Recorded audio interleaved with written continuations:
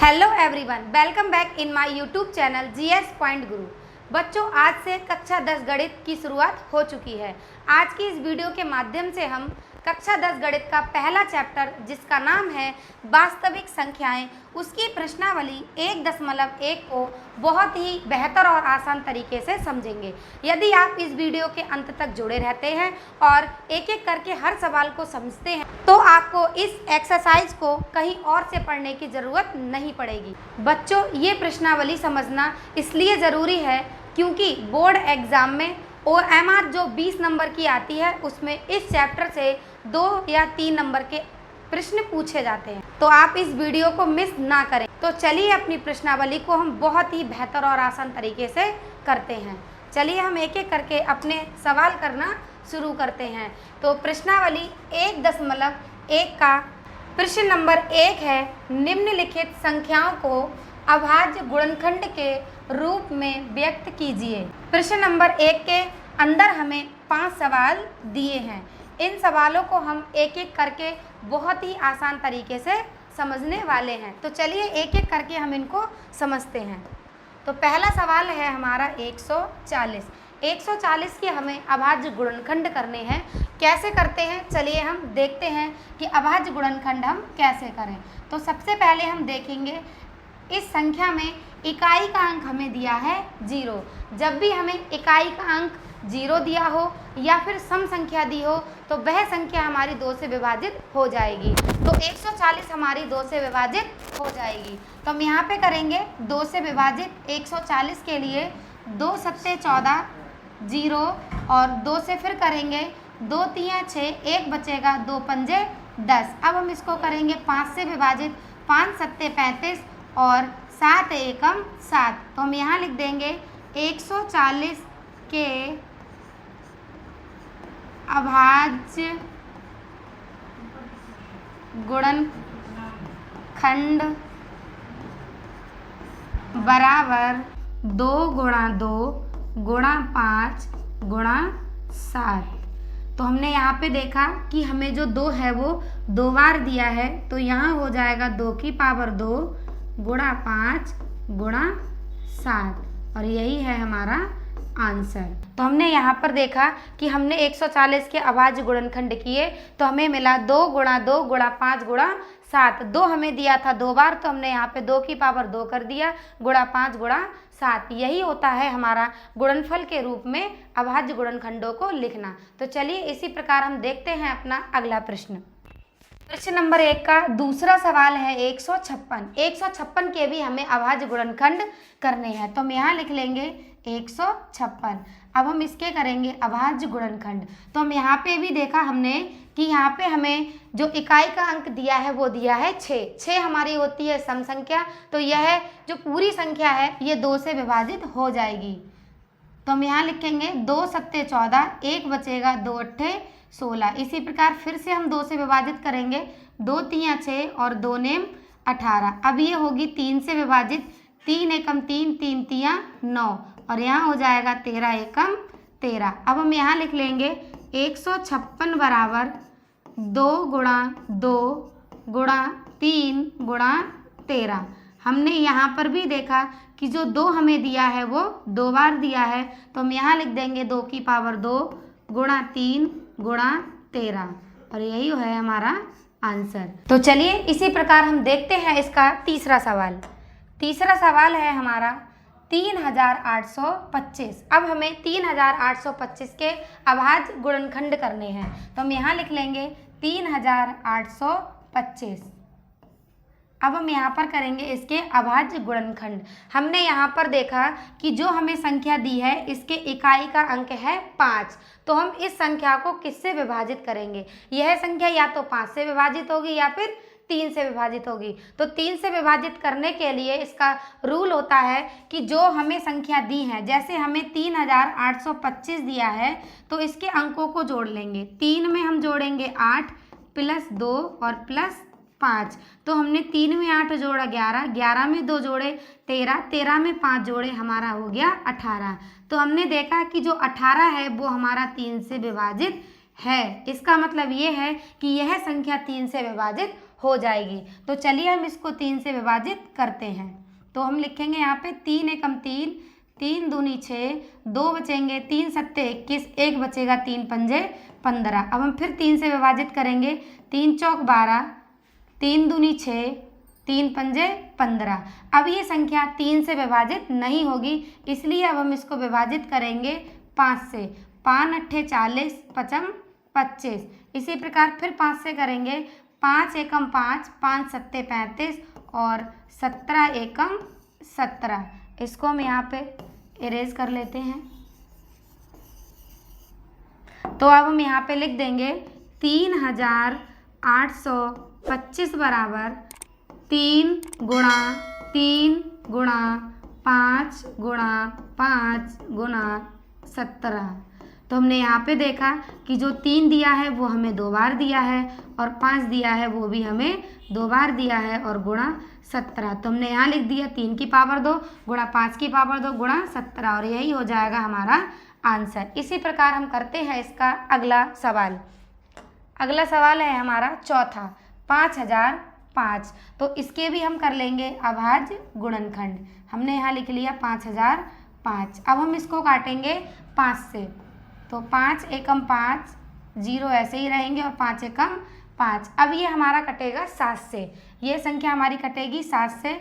7 एकम 7, बचेंगे 3, यहाँ हो गया 30, 7 चौक 28 और 7 तियाँ 21। अब ये कटेगा 11 से। 11 एकम 11, 11 तियाँ 33। अब हम इसको विभाजित करेंगे 13 एकम 13 से। तो हम यहाँ लिख देंगे 5005 बराबर 5 गुणा 7 गुणा 11 गुणा 13। हमने देखा कि यहाँ पर कोई भी संख्या हमें 2 या 3 बार नहीं दी है, सभी संख्याएं हमारी एक ही बार दी है। तो यही हो जाएगा हमारा आंसर। चलिए इसी प्रकार हम करते हैं इसका अगला सवाल। अगला सवाल है हमारा 5वां, 7429। हमें 7429 के अभाज्य गुणनखंड करने हैं। तो इसको हम सबसे पहले विभाजित करेंगे 17 से। 17 चौका होते हैं 68। अब यहाँ से बचेंगे 6, यहाँ हो जाएंगे 62 और 17 तियाँ होते हैं 51। 62 में से 51 चले जाएंगे तो हमारा बचेगा 11। 11 और 9 हो गए 119। 17 सत्ते होते हैं 119। अब हम इसको विभाजित करेंगे 19 से। तो 19 दूनी होते हैं 38, बचेंगे यहाँ से 5 और 19 तियाँ 57। अब ये विभाजित हो जाएगा 23 से। 23 एकम 23। तो हम यहाँ लिख देंगे 7429 बराबर 17 गुणा 19 गुणा 23।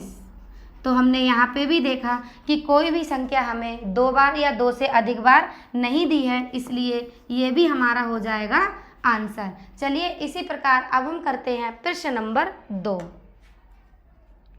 प्रश्न नंबर 2 को करने से पहले मैं आप लोगों से एक रिक्वेस्ट करती हूँ कि यदि आपने अभी तक हमारा चैनल सब्सक्राइब नहीं किया है तो अभी सब्सक्राइब कर लीजिए और वीडियो को लाइक एंड शेयर कीजिए। शेयर आप उन बच्चों में इस वीडियो को कीजिए जिनको इसकी ज़रूरत है, जो बच्चे क्लास 10th में हैं और आपके बहुत ही परम मित्र हैं। आप उन बच्चों में इस वीडियो को शेयर कर सकते हैं। तो चलिए अब हम देखते हैं अपना प्रश्न नंबर 2। प्रश्न नंबर 2 है, पूर्णांकों के निम्नलिखित युग्मों के एलसीएम और एचसीएफ ज्ञात कीजिए तथा इसकी जांच कीजिए कि 2 संख्याओं का गुणनफल बराबर एचसीएफ गुणा एलसीएम है। हमें क्या करना है, हमें ये जो संख्याएं दी हैं इनके एलसीएम और एचसीएफ निकालना है। उसके बाद हमें सत्यता की जांच करनी है कि 2 संख्याओं का गुणनफल बराबर एलसीएम इंटू एचसीएफ है या नहीं है। तो चलिए हम इसका करते हैं पहला सवाल। पहला सवाल है 26 और 91। हमें क्या करना है, सबसे पहले हम 26 के गुणनखंड कर लेंगे। तो 26 को हम विभाजित करेंगे 2 से। 2 एकम 2, 2 तियाँ 6। अब ये विभाजित हो जाएगा 13 से। 13 एकम 13। इसी प्रकार अब हम कर लेंगे 91 को विभाजित। 91 हमारा कटेगा 7 से। 7 एकम 7, बचेंगे 2 और 7 तियाँ 21 और 13 एकम 13। तो हम यहाँ लिख देंगे 26 बराबर 2 गुणा 13 और 91 बराबर 7 गुणा 13। अब हम बात करते हैं HCF की। HCF हमारी वह संख्या होती है जो दोनों संख्याओं के अभाज्य गुणनखंड में उभयनिष्ठ हो। तो हमने देखा कि 13 इसमें भी है और 13 इसमें भी है, तो HCF हमारा हो जाएगा 13। या फिर हम ये कह सकते हैं कि दोनों संख्याओं में जिसका जोड़ा बने वही हमारा होता है HCF। अब हम बात करते हैं LCM की। LCM बराबर हो जाएगा, जिसका जोड़ा बना उसको तो हमने एक बार लिख लिया और बाकी जो हमारी संख्याएं बची 2 गुणा 7 उनको भी हमने गुणा में लिख लिया। अब हम इनकी आपस में कर लेंगे गुणा। 7 दूनी होते हैं 14 और 14 की गुणा हम कर लेंगे 13 से। तो हम जब 14 की गुणा 13 से करेंगे तो 13 चौका होते हैं 52 के 2, हासिल 5, 13 एकम 13, 13 में 5 जोड़ेंगे तो हो जाएगा 18। तो हमारा LCM आया 182। अब हम कर लेंगे जांच, क्योंकि देखिए सवाल में बोला है कि इनके LCM और HCF ज्ञात कीजिए तथा इसकी जांच कीजिए कि दो संख्याओं का गुणनफल बराबर LCM × HCF। तो चलिए हम जांच करते हैं। हम यहाँ लिख लेंगे जांच। जांच के लिए हमसे बोला है कि दो संख्याओं का गुणनफल बराबर HCF गुणा LCM। अब हम दो संख्याएं मान लेंगे A गुणा B। तो A गुणा B बराबर हो जाएगा HCF गुणा LCM। आप चाहें तो ये वाला सूत्र लगा सकते हैं, चाहे तो ये वाला सूत्र लगा सकते हैं। यहाँ पे भी वही बात बोली है कि दो संख्याओं का गुणनफल, और यहाँ पे भी हमने क्या किया, दो संख्याओं को गुणा में लिख लिया। तो हम A मान लेंगे 26, तो हम यहाँ लिख देंगे 26 गुणा B हो जाएगा हमारा 91, तो हम यहाँ लिख देंगे 91 बराबर HCF अभी हमने निकाला था 13 और LCM अभी हमने निकाला है 182। तो सबसे पहले हम 13 की गुणा 182 से कर लेंगे, हमें आसान पड़ेगी। तो 13 दूनी 26 के 6 हासिल 2, 13 अट्ठे 104, 104 में 2 जोड़ेंगे तो हो जाएगा 106 के 6 हासिल 10, 13 एकम 13, 13 में 10 जोड़ेंगे तो हो जाएगा 23। तो हमारा आ गया 2366। तो जब भी आप 91 और 26 की गुणा करेंगे तब भी हमारा आएगा 2366। तो हमने यहाँ पर देखा कि जो हमारी जांच है उसमें हमने देखा कि दोनों के मान, मतलब दो संख्याओं की गुणा और HCF गुणा LCM, इन दोनों की गुणा करने पर दोनों के मान कैसे आए, बराबर आए। तो इससे ये पता चलता है कि हमने जो HCF और LCM निकाले वो हमारे बिल्कुल ठीक हैं। इसी प्रकार अब हम करते हैं अपना अगला सवाल। अगला सवाल है हमारा 510 और 92। तो अब हमें क्या करना है, अब हम सबसे पहले करेंगे 510 के फैक्टर मतलब गुणनखंड, उसके बाद हम करेंगे 92 के गुणनखंड। तो चलिए हम कर लेते हैं 510 के गुणनखंड। तो इसको हम काटेंगे 2 से, 2 दूनी 4, यहाँ बचेगा 1, 2 पंजे 10, 2 पंजे 10। अब हम इसको विभाजित कर लेंगे 3 से, 3 अट्ठे 24 और 3 पंजे 15। अब यह संख्या विभाजित होगी 5 से, 5 एकम 5, 5 सत्ते 35 और 17 एकम 17। तो हम यहाँ लिख देंगे 510 बराबर 2 गुणा 3 गुणा 5 गुणा 17। अब हम विभाजित करेंगे 92 को 2 से, 2 चौक 8, 2 छंग 12, फिर 2 से विभाजित करेंगे, 2 दूनी 4, 2 तियाँ 6, अब हो जाएगा 23 एकम 23। तो हम यहाँ पे लिख देंगे 92 बराबर 2 गुणा 2 गुणा 23। अब हम बात करते हैं HCF की। HCF क्या होगा हम देख लेते हैं। तो HCF बराबर हमारा होगा, हमने देखा 2 का जोड़ा बन गया और किसी संख्या का जोड़ा नहीं बना, तो HCF हमारा हो जाएगा 2, क्योंकि 2 हमें इसमें भी मिला और इसमें भी मिला, तो 2 का हमारा जोड़ा बन गया, तो HCF हमारा हो गया 2। अब हम बात करते हैं LCM की। LCM हमारी वह संख्या की गुणा होती है जिसका जोड़ा बना उसको तो हम ऐसे ही लिख लेंगे, और जिन संख्याओं का जोड़ा नहीं बना उनकी भी हम आपस में गुणा कर देंगे और वही हमारा हो जाएगा LCM। तो अब हम करेंगे 2 तियाँ 6, 6 पंजे 30, 30 दूनी हो जाएगा हमारा कितना 60। तो हम 60 की गुणा करेंगे 17 से और गुणा 23 से। जब हम 60 की गुणा करेंगे 17 से तो 17 छंग होते हैं 102, तो यहाँ हो जाएगा 1020 गुणा 23। अब हम 1020 की गुणा करेंगे 23 से तो हमारा एलसीएम हो जाएगा 23,460। तो हमने एचसीएफ भी निकाल लिया और एलसीएम भी निकाल लिया। अब हम करेंगे जांच, तो हम यहाँ लिखेंगे जांच। जांच के लिए अभी हमने देखो पीछे फॉर्मूला देखा था कि ए गुणा बी बराबर एचसीएफ गुणा एलसीएम। अब यही फॉर्मूला हम यहाँ लगा देंगे, ए गुणा बी बराबर एचसीएफ गुणा एलसीएम। ए है वह संख्या हमारी हो जाएगी 510, तो हम यहाँ लिख देंगे 510, और बी है वो है हमारी 92 बराबर एचसीएफ अभी हमने निकाला 2, तो हम यहाँ लिख देंगे 2 गुणा एलसीएम हमने निकाला 23,460, तो हम यहाँ लिख देंगे 23,460। अब हम क्या करेंगे, 2 की गुणा करेंगे 23,460 से, 2 की 0 से करेंगे 0, 2 छंग 12 के 2 हासिल 1, 2 चौक 8 और 1 9, 2 तियाँ 6 और 2 दूनी 4। जब हमने 2 की गुणा 23,460 से की तो हमारा आया 46,920। इसी प्रकार जब हम 92 की गुणा 510 से करेंगे तब भी हमारा आएगा 46,920। जब ये दोनों संख्याएं बराबर में समान आ जाती हैं तो इससे ये पता चल जाता है कि जो हमने एचसीएफ और एलसीएम निकाले वो हमारे बिल्कुल ठीक है। यदि यहाँ तक आपको पढ़कर लगता है कि हाँ हमें बहुत अच्छे से समझ में आ रहा है तो आप हमारे चैनल को अभी सब्सक्राइब करें। तो चलिए इसी प्रकार हम करते हैं अपना अगला सवाल। अगला सवाल हमारा प्रश्न नंबर 2 का तीसरा है 336 और 54। तो हम कर लेंगे पहले 336 के अभाज्य गुणनखंड।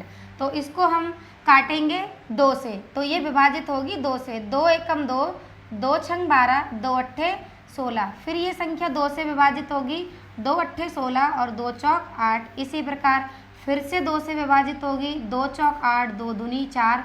फिर से 2 से विभाजित होगी, 2 दूनी 4, 2 एकम 2। अब 21 जो है वो हमारी विभाजित होगी 7 से, 3 सत्ते 21 और 7 एकम 7। तो हम यहाँ लिखेंगे 336 बराबर 2 गुणा 2 गुणा 2 गुणा 2 गुणा 3 गुणा 7।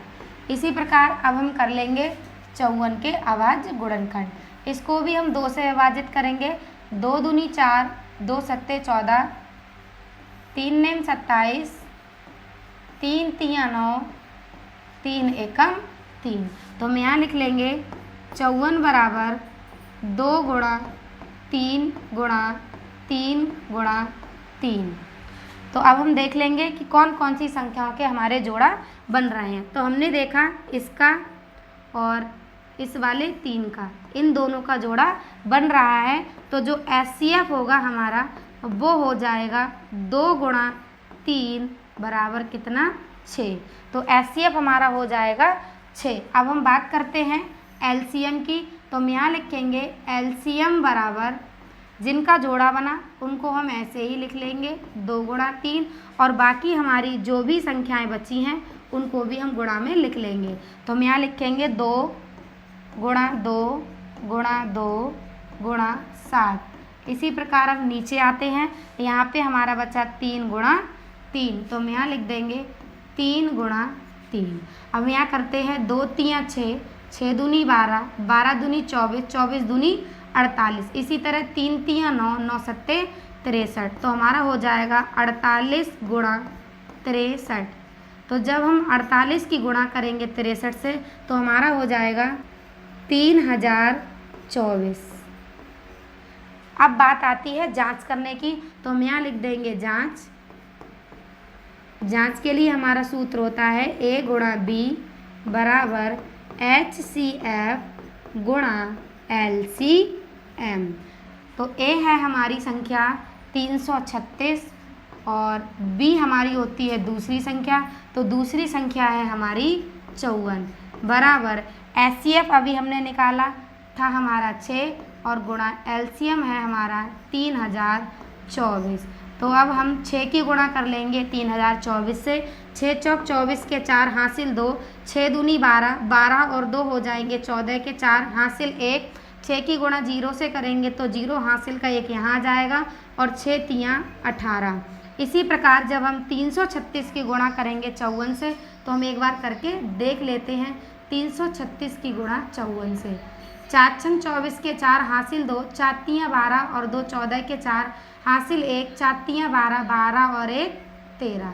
इसी प्रकार 5 छक 30 का 0 हासिल 3, 5 तियाँ 15 और 3 18, 5 तियाँ 15 और 1 हो जाएगा 16। तो ये हो जाएगा 4, यहाँ पे भी 4, 8 और 3 होते हैं 11, 11 का 1 हासिल 1, 6 और 1 7 और हासिल का 1 8 और 1, तो हमारा आ गया 18,144। जब हमने 336 की गुणा 54 से की तो हमारा आया 18,144। हमारे यहाँ पर भी दोनों के मान कैसे आ गए, बराबर आ गए। तो इससे हमें यहाँ पर भी पता चल गया कि जो हमने एचसीएफ और एलसीएम निकाले वो बिल्कुल हमारे ठीक है। इसी प्रकार अब हम करते हैं अपना अगला प्रश्न। अगला प्रश्न है हमारा 3। प्रश्न नंबर 3 है, अभाज्य गुणनखंड विधि द्वारा निम्नलिखित पूर्णांकों के एलसीएम और एचसीएफ ज्ञात कीजिए। अब हमें ये जो 3 सवाल दिए हैं, इन तीनों सवालों में 3 संख्याएं दी हैं। तीनों संख्याओं के अलग अलग गुणनखंड करके हमें एचसीएफ और एलसीएम बताना है। तो चलिए हम एक एक करके इन तीनों सवालों को हल करते हैं। तो चलिए हम पहला सवाल करते हैं। पहला सवाल है हमारा 12, 15 और 21।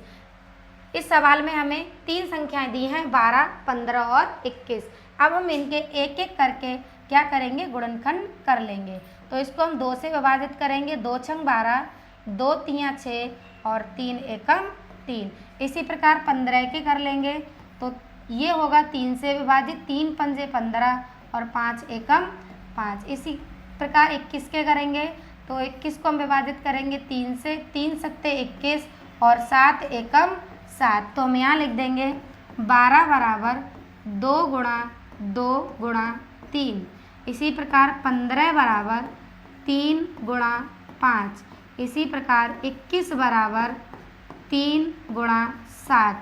तो हमने देखा कि 3 इसमें भी दिया है, इसमें भी दिया है और इसमें भी दिया है। तो जो 3 संख्या है वो हमारी तीनों में क्या है, उभयनिष्ठ है। तो हम यहाँ लिख देंगे HCF बराबर 3। अब बात करते हैं एलसीएम की। एलसीएम बराबर जिसका जोड़ा बना उसको तो हमने ऐसे ही लिख लिया। अब यहाँ लिख देंगे गुणा में 2 गुणा 2।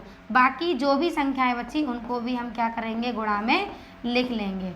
तो 5 दूनी 10, 10 दूनी 20, 20 तियाँ हो गए 60। अब हम 60 की गुणा कर देंगे 7 से तो 6 सत्ते हो जाएंगे 42, मतलब 420। तो हमारा एचसीएफ आ गया 3 और एलसीएम आ गया 420। तो हम यहाँ एक लाइन लिख देंगे, अतः दी गई संख्याओं के HCF बराबर 3 तथा LCM बराबर 420 है। यही हो जाएगा हमारा आंसर। इसी प्रकार इसका हम करते हैं दूसरा सवाल। दूसरे सवाल में हमें संख्याएं दी हैं 17, 23 और 29। अब हम 17 के जब गुणनखंड करेंगे तो 17 स्वयं से विभाजित होगा, हो जाएगा 17 एकम 17। इसी प्रकार 23 भी हमारी कैसी संख्या है, वह संख्या है जो स्वयं से विभाजित होती है। तो 23 एकम 23। इसी प्रकार 29 भी हमारी स्वयं से विभाजित होगी, तो 29 एकम 29। हम यहाँ लिख देंगे 17 बराबर 17 गुणा 1। इसी प्रकार 23 बराबर 23 गुणा 1। इसी प्रकार 29 बराबर 29 गुणा 1।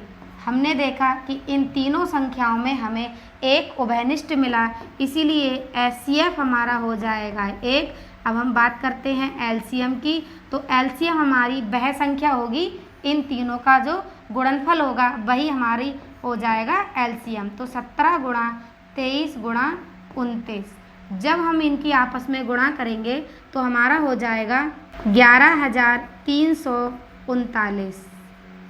तो हमारा HCF 1 आ गया और LCM 11,339 आ गया। तो हम इसी प्रकार इस वाली लाइन जो लिखी है, ये वाली लाइन इसी प्रकार हम लिख देंगे आगे कि अतः दी गई संख्याएं 17,23/29 के HCF होगा 1 और LCM होगा 11,339। इसी प्रकार हम करते हैं अपना अगला सवाल। अगला सवाल हमारा है तीसरा। तीसरे में हमें संख्याएं दी हैं 8, 9 और 25। अब हम कर लेंगे पहले 8 के गुणनखंड। तो 2 चौक 8, 2 दूनी 4 और 2 एकम 2। इसी प्रकार अब हम कर लेंगे 9 के। तो 9 के जो होंगे वो हो जाएगा 3 तियां 9 और 3 एकम 3। इसी प्रकार हम करेंगे 25 के।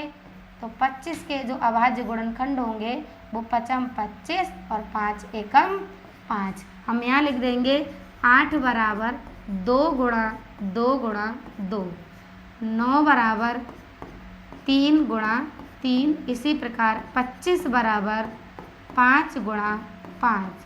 हमने यहाँ पर देखा कि कोई भी ऐसी संख्या नहीं है जो इन तीनों में क्या हो, उभयनिष्ठ हो। तो हमारा HCF हो जाएगा 1। ध्यान रखना, जब भी हमें कोई भी संख्या उभयनिष्ठ नहीं दी होती है तो वहाँ पर हमारा HCF होता है 1। तो इनका HCF हो जाएगा 1।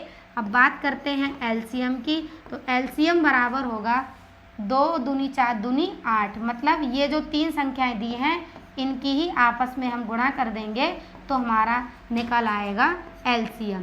25 अट्ठे होते हैं 200। 200 की गुणा जब हम 900 से करेंगे तो हमारा आ जाएगा 1800। तो LCM हमारा आ गया 1800। यही होगा हमारा आंसर। आप चाहो तो वो वाली लाइन लिख सकते हो कि अतः दी गई संख्याएं इतनी इतने का HCF और LCM इतना होगा। तो बच्चों यहाँ तक हमने प्रश्नावली 1.1 के प्रश्न नंबर 3 तक को हल किया। इससे आगे के सवाल हम अगली वीडियो में पढ़ेंगे।